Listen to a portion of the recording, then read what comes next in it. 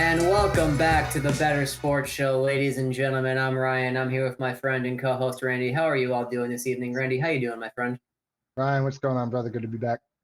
It's good to be back myself. I'm doing pretty well. I have the Mets on the money line. All about the Mets. They're up 9-0. Will they I be seen good? that. Yeah, you seen that? Yeah, and I told you this morning too. You got one of the biggest pairs around for, again, with how bad the Mets have been dogged in the media lately. What a pick by you though today, as of right now, huge. Well, that's when you bet on the team, is when they're getting dogged in the media. You can make a lot of money in sports betting by being a contrarian asshole. So just be different from everybody else. Say Michael Keaton's your favorite Batman. Strawberry's your favorite flavor of ice cream. Just be a little different. Don't be like in the school systems where you're a little different. They put you on an IEP because that was fun, right? Ignore all of that and embrace who you are. And without further ado, let's talk about the NBA Finals, because we have the Mavericks versus the Celtics. I think we should be playing the anthem for the underdog here. Everywhere I look, Celtics. And I know it may seem weird to come from a guy with Boston paraphernalia in his back, but I'm looking at the betting odds for these games. All the value is on the Mavericks side. I don't see a ton of value laying those big juicy odds, those 6-point or more spreads on Boston, because of course by default, if you're betting on one team, you're fading the other. I don't know if I want to fade Luka and Kyrie by laying 6.5, by laying that big money line or something like that. And I know we tipped the Mavericks on this show a few weeks ago at plus 600 before the series against the Timberwolves. They're down to 200 right now to win the series against the Celtics. So that's just insane value right there. You want to ride it, you want to hedge it, do whatever you want. But that's my opening thoughts, is that all the value is on the Mavericks side here. Listen, I couldn't agree more. I believe I saw earlier last night. I'm sure that will change with the days leading up to Thursday night. This will be coming out Thursday morning. I believe 78% of the public is on the Mavericks, right? So that could make the Celtics a technical underdog there. Right now, I'm looking at the line. As of right now, they are minus 250 for tomorrow night, and it is hard to ignore the Mavericks at plus 205. For a game one on the road. You know the Mavericks are fired up. You know Luke is fired up. Should be an excellent game. Personally, I'd like to see the first two games play out before I pick a true side in this, even though I love our future bet that we have with, at plus 600 that we gave out 2 weeks ago. But right now, looking at the line, what interests me most there is the 214, and probably by the end of tonight, I may put any bet that I'm putting on that game is probably going to be for the total. I see a bit of a lower scoring defensive battle. I could be totally wrong there, but the total being set at 214.5 right now, I would not be surprised for that to trickle down a little bit, 211, 212 by tip off tomorrow. I do like the under for game one. I myself, in a game like this, in a series like this that should be so evenly matched, I'm looking at player props and maybe bets that I wouldn't normally touch, because the difficulty with the finals is you only have one game to bet on. Regular season, I probably wouldn't touch a Mavericks for a Celtics game, right? That's a high difficulty matchup, high degree of difficulty. So you're looking at stuff like 3-point props, points, rebounds, assists, things of that nature. Derek White is someone who has crushed his player props pretty much all season long. 55% or more I saw as his hit rate on the player props. So I like that. I like him to make some threes. Porzingis as well. The Mavericks have excellent perimeter defense, but they generally hone in on like your main guys. If they leave him open like they left Gobert open against the Timberwolves, they're going to learn very quickly that he's a bit of a better shooter than Rudy is from the perimeter. Excuse me. I agree big time there, especially with Porzingis. Only thing I would have to add there, it would be interesting to see what his line is for threes made. If he gets a hot hand early, I could see Porzingis cashing 3, 4 of those and taking advantage of the Mavs there, because he could hit them from deep, deep too. Mm-hmm. So it'll be interesting. Massive that they have him back and with plenty of rest for the finals. He's definitely a key component to the Celtics winning in the series overall. Maybe even coming out of this series somehow in 6. I would look for Kristaps to definitely have a major role in this series too. Yeah, his 3-point line for game one's 1.5. One and So a half right now. 1.5, yeah. Yeah, I love the over on that. I Same. love me some Kristaps threes for sure. And then one just quick aside, Celtics to 1-6 is boosted on multiple sports books, including the sports book in Rhode Island. So if I see a local sports book boosting a local team, I don't know. That just makes me feel like that's not going to happen, that particular result. So, just throwing that out there. You always have to be wary of the local boosts being offered. They're never going to give you a good price on your local team for you to slam that. There's always going to be a string attached there. We've talked previously about how they do those things. I think it does go at least 6 or 7 games, but if it goes 7 or 6, excuse me, I could see the Mavericks actually, if they're able to steal some games in Boston, I could see them closing it out at home. I think that's their big path to victory. Hey, this might be the first time we really see Jason Tatum's going to have to be the star player of the Celtics and perform like it in most of the games. I think the Celtics can maybe afford one off night from Tatum, uh, but they need him to be what he's supposed to be there. We need to see him perform tremendously in the finals here. I think Tatum's going to show up. I think he's going to do very well. What I would worry about is the stretches the Celtics have as a team. So not just one player, as a team, where in the third quarter or for like a 4-minute stretch, they'll just start isoing, just jacking up threes. They kind of go away from what makes them great. Tatum, when he goes downhill and he's driving to the basket, is damn near unstoppable. He's drawing Yeah. contact, getting to the line, getting second chance points. He's amazing. But sometimes they just get away from that identity and kind of go to, like, the modern NBA stat stuff, shoot the three, shoot the three, shoot the three, 5 second possession, shoot the three. And that can get away from you. Variants can catch up to you, and they have excellent perimeter shooting. Don't get me wrong. It's fucking amazing. But we've seen, Warford's still doing the thing. He's been doing it forever. mm-hmm. But we've seen on occasion the games can get away from you. Like I remember watching a game of theirs against the Raptors earlier this year. They were up like 22 or something ridiculous, and they blew it in like 5 minutes. Now it was classic Celtics, so they came back and won after playing down to their competition. But still, you can't do that against this Luka Kyrie backcourt because that's just such a good closing combination. Might be arguably, we'll see by the end of this series, arguably one of the greatest backcourts of all time with Luka and Kyrie. We will see, though. If they win the chip, if they get this upset, Kyrie probably becomes the number one second option of all time. I agree with that. Yeah. I absolutely agree with that. So that'll be very interesting to see. And yeah, the hot takes coming out of this, I can only imagine the fucking discourse on Boston Sports Talk Radio if the Celtics even lose a game. Like I may have to listen to it driving into work just to see, like, Stevie from Selfie call in and complain about, what Missoula is and isn't doing. It'll be a fucking mess. It'll be great. Well, and right now, the Mavericks are probably the last shred of sanity left for Dallas between the Stars and then between the Cowboys, man. Talk about, again, rosters built to succeed in the regular season and then just collapses in the postseason. So if you're a Dallas fan, I'm sure that's the big thing right now because, again, talk about a successful and major market. As much as I dislike them being a tri-state guy myself, it's undeniable their ability to put together great rosters, great regular season runs. But we'll have to see, right? We're talking about arguably the best court of all time, but can they, right? Can they seal the deal? Can they change that from an argument to something a bit more concrete with an NBA Finals victory here? But yeah, I would have to imagine if I'm an overall Dallas fan, I'm from around the way. I'm leaving here with something. I need an NBA Finals chip. They had all their teams make deep runs this year. I'm sure, again, Dallas fans are on the edge of their seat for this one. The Stars have made it to the end of the season constantly. They make it to the conference finals. They made it to the finals, but they come up just short. And part of that, as a quick aside, is their power play. It goes cold around this time of the playoffs, and that's because Pete DeBoer is very loyal to his power play coach. They have a strong personal relationship relating to stuff off the ice. The NHL is often criticized for being a bit of an old boys club.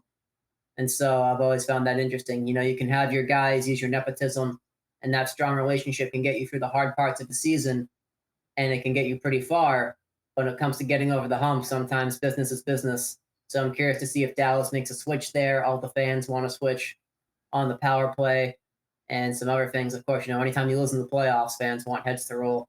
And this time that may be justified. So just quick little aside there. Not going to take anything away from DeBoer. He's made it to the conference finals so many times. He's beaten so many good teams, but you have to get over the hump eventually. Yeah. And again, to just seal that, and that's been the running topic for probably about the past month for us, just big markets, big pressure. One last thing before we get completely away from the NBA, just a small update on that Jonte Porter situation from earlier in the year where he was banned for betting on himself. News came out today. Federal prosecutors allege that Porter had racked up large gambling debts in the beginning of the year to co-conspirators and was encouraged to clear those debts by throwing games in order for certain bets to hit. So quite literally, just down bad and a Hollywood type of situation that we've heard. Seems like the way that this was written, he wasn't even betting really NBA games at all. It seems like there's nothing alleged of that. It seems that this is the only occurrence, and the dude got so down bad, probably again threw away the majority of his contract money. And when it came time to pay his bookie, he didn't have the money. And so then he had to throw his games. And while throwing those games, he threw away his career. You absolutely hate to see it. And to join him in that this week in MLB, Tucupita Marcano facing a lifetime ban officially for betting on himself. Nothing really juicy here other than the fact that he only hit 5% of his bets. So I could officially say, I know for a fact, I am not the worst sports bettor of all time. This guy may be in the list of all-time worst sports bettors. And again, you just hate to see it from professional athletes taking these kinds of risks. And the only thing I really have to say about it is I hope that we just as regular people don't see consequences for this, where gambling is a main form of entertainment these days. Scared to see that they may take away player props with the frequency that these professionals are getting picked up and banned. I believe there was 3 bans handed out this week overall for the MLB. Shohei Ohtani was cleared of any wrongdoing. Take with that what you will and how you feel about it. That's been beaten like a dead horse in the mainstream media. No need to reiterate the Ohtani situation, but you really just hate to see it. You hate to see it for these guys. Unfortunate with the Porter situation, and really just kind of egregious with the Marcano situation. But just wanted to throw that in there. Just a little bit of happenings in the sports world this week, scandal-wise, as it pertains to sports betting. Apparently, again, sports betting afflicts more than just casual people. Apparently, the successful too.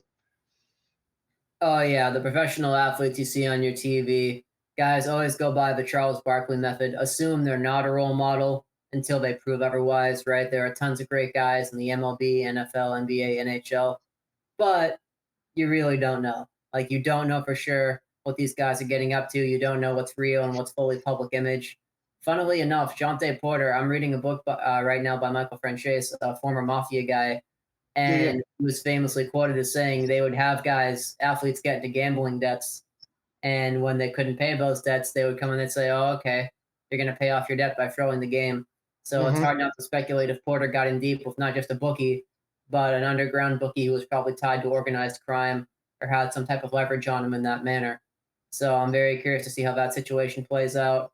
Really fucked up thing, like you said. We had the BC Eagles, point shaving scandal. We've had other things pop up throughout the years, kind of just simmering at the bottom. I do think this Pandora's box we've opened in regards to sports betting is going to see those things bubble to the top. Just a case in point, right, with how at the front it is. I got a fucking FanDuel ad on Tinder today. Like I opened it up and I'm swiping and fucking FanDuel pops up like, hey, you want a $5 bonus bet? It's like, FanDuel, how the fuck are you here? How are you everywhere?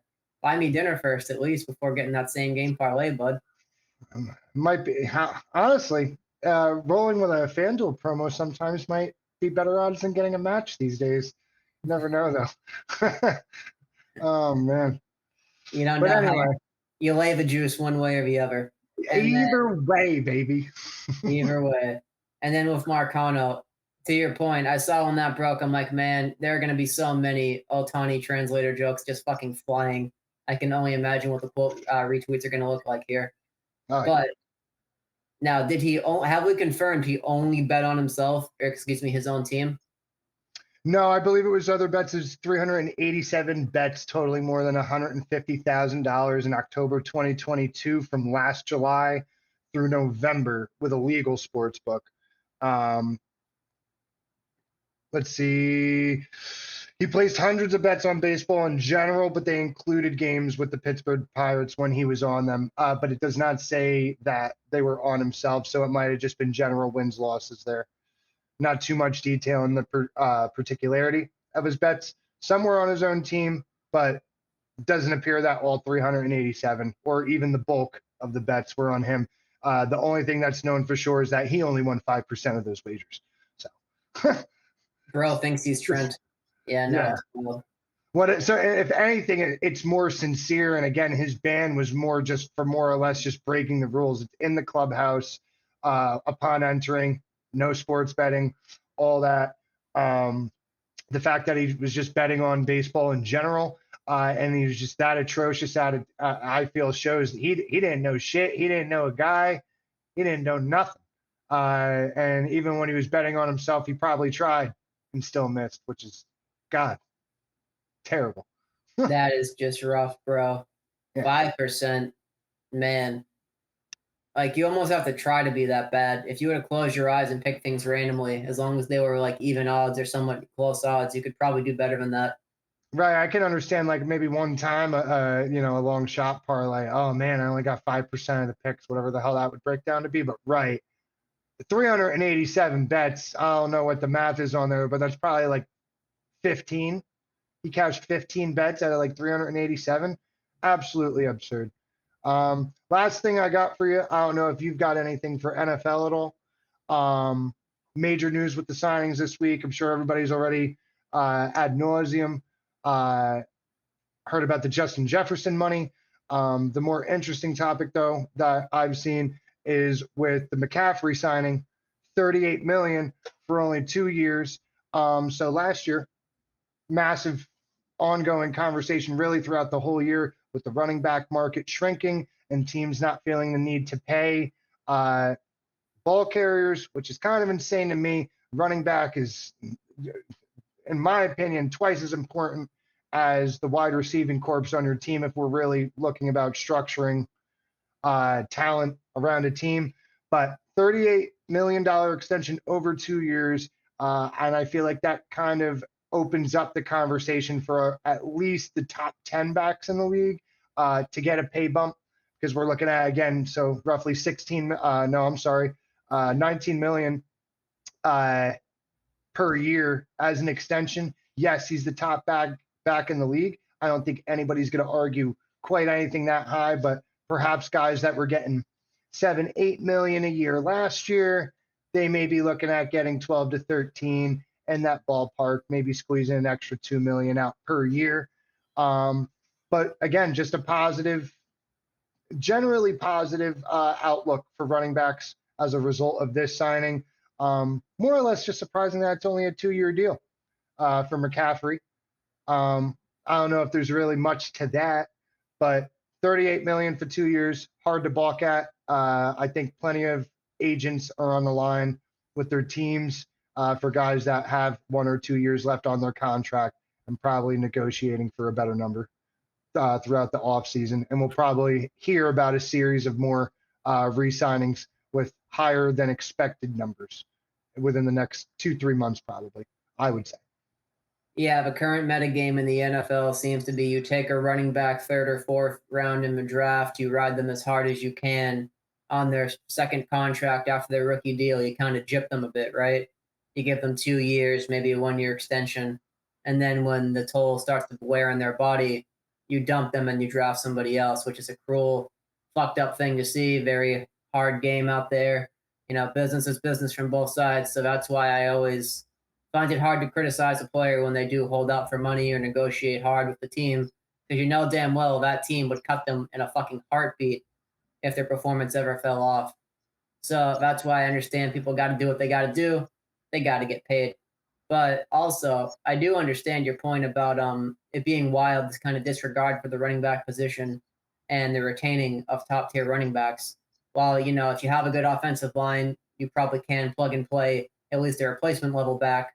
and get decent yardage. But there is something to say about having that leadership, having those guys who are there in the big moments. All right, you can give them the ball 4th and 1. They're not going to fumble. They're not going to stumble. They're going to hit the hole what they're supposed to. And ultimately, you kind of have that structure there and that experience. Very interesting to see about evolution. I do wonder if we ever swing back from this current, pass happy meta game where you're just chucking it downfield, these free wide receiver sets, going as long as you can, back to like a more bully ball type situation where you have like, the Thunder and Lightning. That was always the thing, remember? The Thunder and Lightning back. You would have the Thunder guy to hit the middle and the Lightning guy to hit the outside for the speed. I'm And curious so, if we get back to that setup. and with that being said, we've seen the downfall. I believe last year there was only 5 teams remaining in the league that had a fullback listed on their roster. That position has become nearly extinct in the league, right? Because, just adaptability and position players doing different things. Now tight ends are big time receivers all throughout the league. Side note, while I mentioned tight end, since that just came to mind, I believe we have a random retirement from Darren Waller coming from the Giants. So that's kind of a shock. That guy had a ton left in the tank, kind of out of nowhere. So there's that there. But back to the running back discussion, it's, you look at the success of the Chiefs, and that's a very one-off. Mahomes is a generational athlete. The league is not full of those, right? So you look at these teams that have success long-term, and again, just protecting the quarterback, you got to have a running game there. And the biggest reason I have for optimism for the league to return to a heavier run, just dominated game in general, instead of what we're seeing now, is with the adjustment of the rules and how roughing the passers are being called, the pass interference calls, passing the ball in any way, it can be rewarding. You can be on the right side of those calls, but there is just so much unreliability with how flags are being thrown. And we saw it all year last year. It was at an all-time high. Nobody knew what a penalty was. We were hearing it for the first time from the announcers on prime time calling it out. So I think teams may start leaning on the run, perhaps a little bit more, just with how egregious the pass game is being called by the refs. Teams might be like, you know what, we're going to go out there and we're going to be running down your throat, first down, second down, and we're going to do short passes on third down. We want to get down the field without penalties and take the game out of the other team's hands from getting penalties against us and crap like that. I could see a lot of teams leaning to that, because we know the game is played differently as the rules change, just like any other sport. So that's definitely something to probably consider this year too. Probably a good amount of running back overs, because last year unders were crazy, a big underperformance in the running back market overall, because teams were just not running the ball like they have been. So we'll see.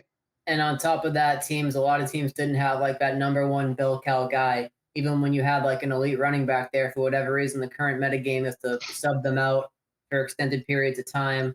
Have like the shotgun back in there, have like the secondary, the third guy in there, I guess, to throw off the defense or something of that nature.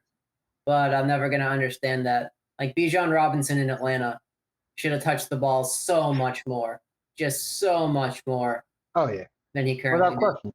Yeah. And when you see stuff like that, I do wonder if variety really isn't the spice of life. Like you said, that meat and potatoes approach. If they're not going to be able to stop you, if you can get like 4 yards a carry, 3 yards a carry, just run it twice and then get yourself in like 3rd and 2 or 3rd and 3 and then go from there. Now, with how athletic defenses have become, especially at the linebacker position, we have guys who are excellent in coverage and run containment now. So I do see how that's had to evolve a little bit.